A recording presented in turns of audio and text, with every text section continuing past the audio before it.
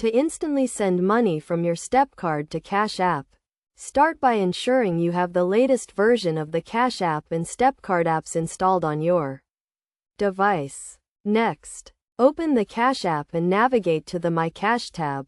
Then select Add Cash and choose the option to link a debit card. Enter the details of your Step Card, including the card number, expiration date, and security code, and confirm the information is correct. Once your Step Card is linked, return to the My Cash tab and select the Cash Out option. Choose the amount you want to send from your Step Card to your Cash App balance, and confirm the transaction. This will initiate the transfer of funds from your Step Card to your Cash App account.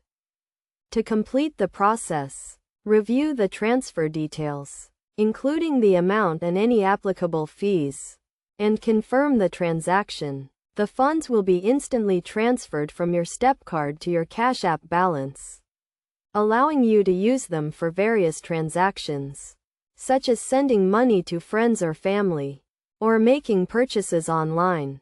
It is essential to note that to avoid any delays or issues, ensure your Step Card has sufficient funds and is active. Additionally, be aware of any transfer limits or fees associated with your Step Card and Cash App accounts.